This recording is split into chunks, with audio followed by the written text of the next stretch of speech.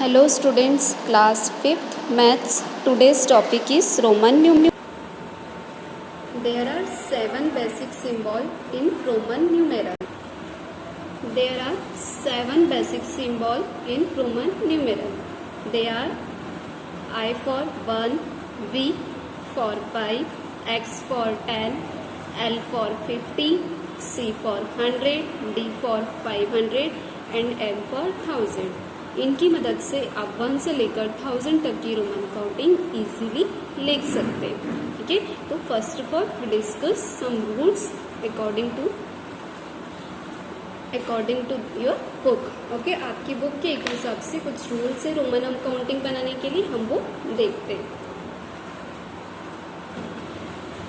Rule first ये कहता है कि repetition of Roman numeral means addition. यदि आप किसी रोमन न्यूमेरल को अगेन एंड अगेन रिपीट करते हैं, इसका मतलब क्या होता है, एडिशन. ठीक है, फॉर एग्जाम्पल जैसे मैंने यहाँ पर सिंगल आई लिखा है तो इट डिनोट्स 1, बट यदि मैं 2 टाइम्स आई लिखूंगी तो क्या हो जाएगा 2. 1i प्लस 2i कितना हो जाएगा 2i. इसी तरह से यदि मैं x को 2 टाइम्स लिखूंगी तो 1x denote to 10, then 2x become 20. Okay, similarly यदि मैं C 3 टाइम्स लिखती हूँ तो 1C denote 100, then 3 become 300. Okay, but आपको ये ध्यान रखना है कि रोमन न्यूमेरल में किसी भी रोमन न्यूमेरल को आप मोर देन 3 टाइम्स रिपीट नहीं कर सकते. आप 3 टाइम्स तक तो रिपीट कर सकते हैं, बट आप उसको 4 टाइम्स तक रिपीट नहीं कर सकते. और इसमें रिपीट कौन से होंगे, I, X और C को ही हम केवल 3 टाइम्स रिपीट कर सकते हैं, जबकि V,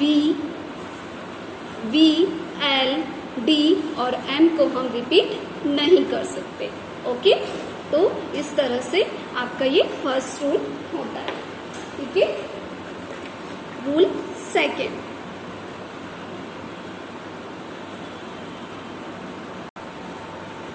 रूल सेकेंड ये कहता है कि यदि हम किसी स्मॉल नंबर को किसी रोमन नंबर के राइट साइड में लिखते हैं, इसका मतलब वो क्या होता है, प्लस होता है. ठीक है, फॉर एग्जाम्पल यदि मैंने V लिया और V के राइट साइड में स्मॉल रोमन न्यूमेरल I लिखा तो इसका मतलब क्या हो जाएगा, इन दोनों की वैल्यू को हमें प्लस करना होगा. तो V मतलब 5 एंड I मतलब 1, तो कितना हो जाएगा, VI की वैल्यू 6.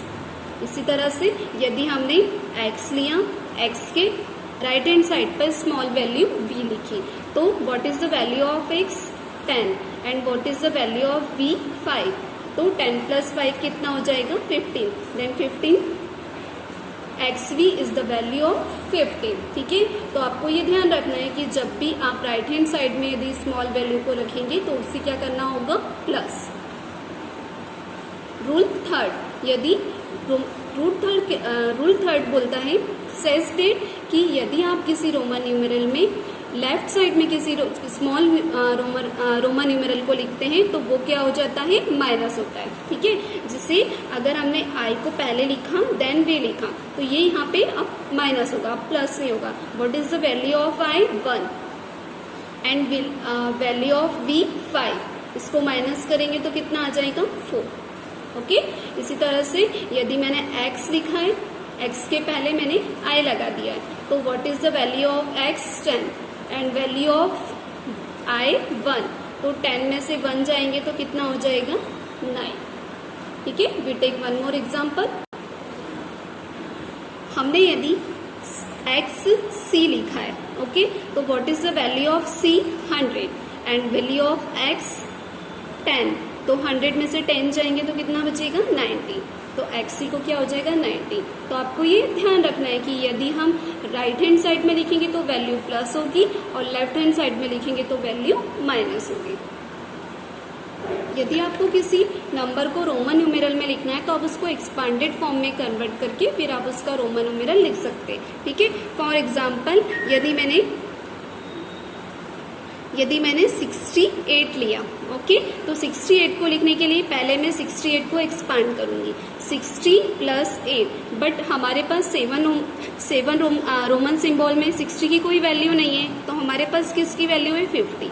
तो 50 प्लस 10 प्लस 8। ओके, तो 50 की क्या हो गई एल, एक्स के 10 के लिए क्या लिख देंगे एक्स, और 8 मतलब 5 प्लस 3, तो 5 की वैल्यू होती है v और 3 की वैल्यू होती है ट्रिपल आई। तो 68 की वैल्यू क्या हो जाएगी L X V triple I. ठीक है, we take one more example. अगर हमें 123 की वैल्यू लिखनी है तो हम इसे एक्सपांड करेंगे 100 plus 20 plus 3। What is the value of 100? सी 20 के लिए वैल्यू नहीं है तो हम 10 प्लस 10 कर सकते हैं। इट मीन्स हम इसको लिख सकते हैं 10 प्लस 10 मतलब डबल एक्स एंड 3 की वैल्यू ट्रिपल आई। तो what is the value of 123?